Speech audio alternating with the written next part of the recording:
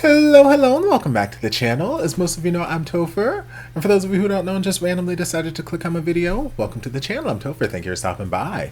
So we're here to do a reaction, and we're diving back into Miracle of Teddy Bear. We're diving into episode 12, and we're almost done. I think we only have 4 episodes left after this. And yeah, we're just going to dive in and see where this episode takes us. Like I said in the last episode, I'm not going to do a long, lengthy intro because these episodes are terribly long and I'm going to babble enough at the end of this. So let's just dive on in.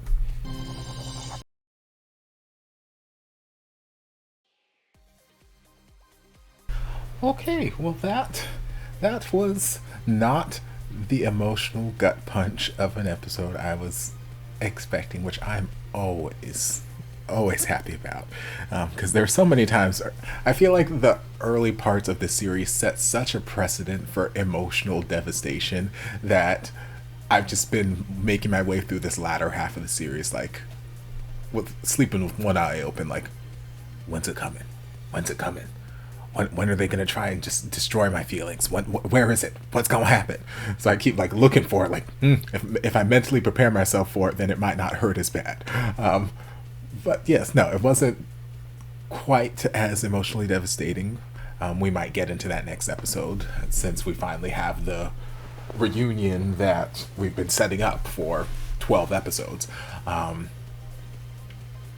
Yeah, the first 45, 50 minutes of the episode were delightful. They were just pleasantries with Nut and Tofu and Na, and just enjoying each other's company at the mall, running into Gen and Song, enjoying each other. It was just lovely interactions. And like I said, throughout all that, it's so nice to see. It is so heartwarming. But I still need Nut and Na to have a conversation. I still need them to verbally hash out a lot of hurt feelings, bad blood, and just negativity that has been cultivated throughout decades at this point. There's so much anger and resentment that Nut had been holding on to for so long that he had been pointing at his mom and his dad, but you know, his dad's dead at this point, so his mom bears the brunt of it. And there's so many things that Na, hasn't really gotten to explain for herself to Nut. Again, they've overheard conversations that the others had with Tofu and the prior episode and whatnot, so they've heard the words, but I still need them to have the conversation with one another just to solidify, to recap, refresh, renew, and be able to move forward.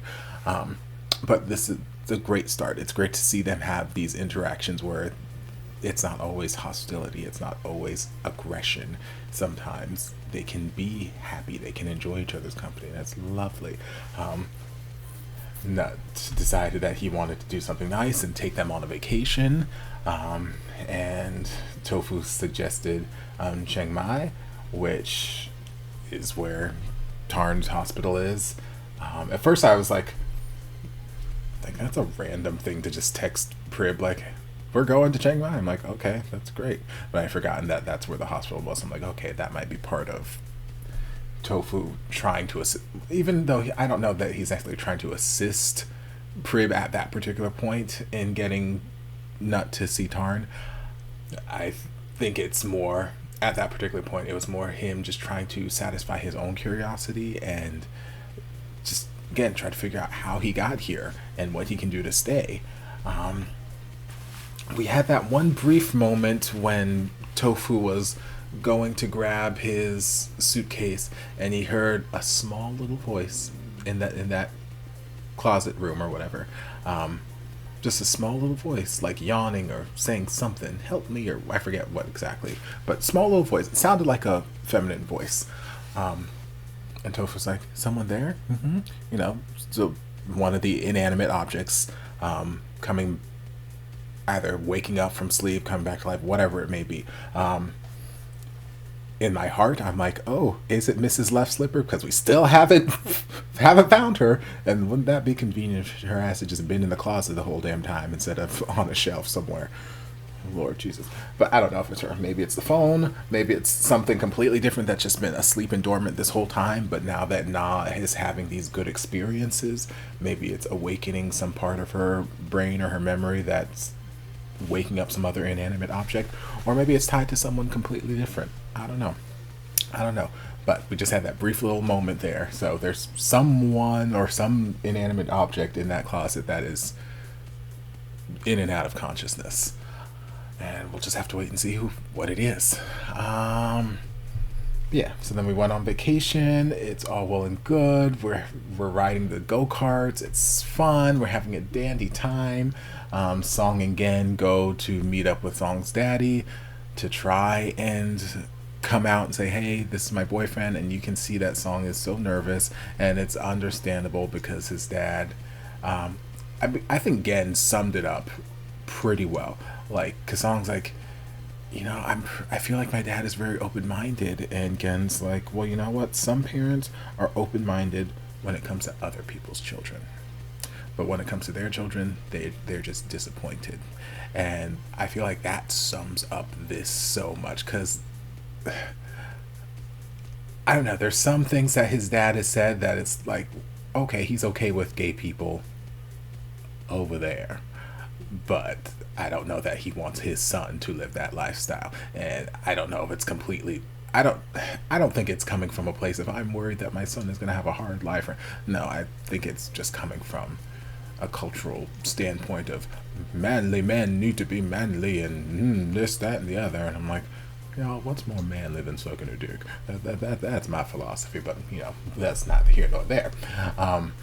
So yeah, I think Gen really hit that nail on the head. So we didn't quite get the full coming out yet.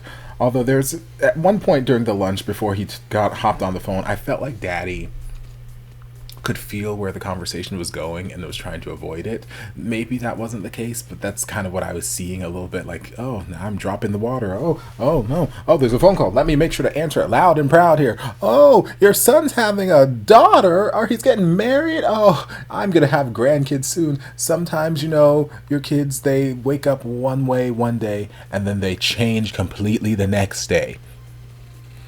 I'm like, okay, I feel Daddy's being a little too obvious, a little too we're hitting the nail a little too hard on the head. So it's like, I feel like Daddy knows where the conversation's going and he just doesn't want to hear it.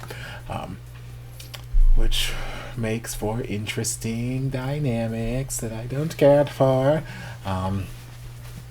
We had Tofu spending the time with Prib. Again, getting more information about Tarn, hearing more stories, getting more flashbacks, just showing us even more how amazing Tarn was, and just how important that brief relationship that he had with Nut was to Nut's entire life. There's so many facets of Nut's life right now that have been directly impacted by the words and actions of Tarn in those fundamental early stages of his development and his coming to accept himself, coming to accept that he's gay, coming to accept his sexuality and being comfortable living in that. Like, there's so many things that just happened because of Tarn and the things that he said and did during that time period. And it's just remarkable to see how much his life has been affected. And even Nut was saying there in one of the last flashbacks where he's like, or Tofu's like, how's your story going to end? It's going to end happy. He's like, no. And, it's going to end how it ended. And he's like, well, what are you trying to tell with this story? What are you trying to tell the world? And he's like, I just want to tell them this, that, and the other. And also, I want to tell him that, I want to apologize. And, I want to say thank you, this, that, and the other. It's like, Tarn had such a huge impact on this man's life. Even if, sorry, I'm hungry. It's been a long day. Even if Nut no longer has any romantic love towards Tarn, he has had such a profound impact on his life that he will always have some special place in his heart. It's just,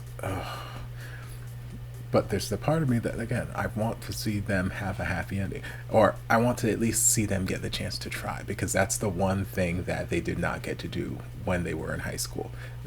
They got to date for a little bit, but they did not really get to try and see if this relationship could succeed, if it could go the distance, because they had to end out of necessity. So there's that part of me that sees all these romantic moments with them, and it's like, this is so sweet. I want them to try and work this out. I want them to be together. But there's a part of me that's like, I love Tofu, and I love Tofu and Nut, and I don't want to see my poor sweet little Tofu get his feelings hurt, or worse, turn back into a teddy bear. But I feel like that's the avenue. I don't know if it's, I feel like it's inevitable for Tofu to turn back into a bear. Like, I feel like from the beginning of the show, he's just been on a timer. I don't, like, yes, we could be living in some world, like maybe Choco Milkshake, where they turned into humans and they just stayed as humans. Sure, maybe we might be able to go down that rabbit hole, go down that world. But I feel like, no, from the beginning, he turned from a bear to a human for a reason, to serve some purpose, and I feel like he's going to just end up being a bear again, or he just might disappear altogether. I don't know. But his life is pretty much directly linked to Tarn, and we just have to wait and see how that goes. Again, I feel like we should have prefaced us walking into this hospital with not like, hey, someone's in here that you know, instead of going down this whole amnesiac storyline that we keep telling Nut. Like, I don't know. Hey, I've been talking to Prib. Prib is friends with Tarn. She's been trying to talk to you, but it just hasn't worked. So we're here to see just something. Give him the choice. Don't just spring the first love of his life, who's had such an influence on everything he's done. Don't spring, hey, he's in a fucking coma, here you go. Like, it feels like you're setting yourself up for a lashing. But he did seem very surprisingly calm, which is nice. Hopefully it doesn't lead him to like go into some sort of rage, like, why are you keeping secrets from me? Why didn't you tell me? Blah, blah, blah. We'll just have to wait and see. But yeah, another great episode. Honestly, before I sat down to record this, because I've been at work all day, and then I got home, showered, and then started packing because I fly to Chicago tomorrow, and I was like, I don't know if I feel like sitting down and recording, because I just really just want to eat and just honestly go to bed so I can wake up in the morning, get to the airport, fly, blah blah blah. And I was like, no, it's tomorrow's Thursday, and I need this for the channel. But then once I started watching, I was like, oh, this is great. I feel fine. This is fantastic. So I enjoyed the episode. It was nice. I finished reacting to my school president this week. So originally, the plan I had moving forward, at least for the rest of the month, since there's only a couple weeks left, I was going to double up Teddy Bear. So keep it on Thursday, but also give it the Monday time slot that's now open because of president. I might still do that. I don't know, because I fly back Sunday, and then I go to work Monday morning. So maybe if I'm not too tired Monday after work, then I might record it and upload it for Monday night. Maybe. We'll see. If not, then I'll try and slip this second episode somewhere else during the week. But that's my plan, at least moving forward for the rest of the month, at least until I finish the series, because I think we only have like 4 episodes left.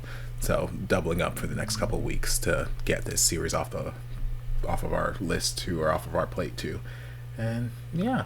But hope you guys enjoyed this reaction. If you did, don't forget to like, comment, subscribe, share, turn on notifications to be notified when all my shenanigans get posted. If there's anything else you'd like me to react to, be sure to leave it down in the comments. I'll get to it as soon as I possibly can. If you'd like to support the channel in other ways, you're more than welcome to join us over on Patreon. Don't have to, but you're more than welcome to if you want to.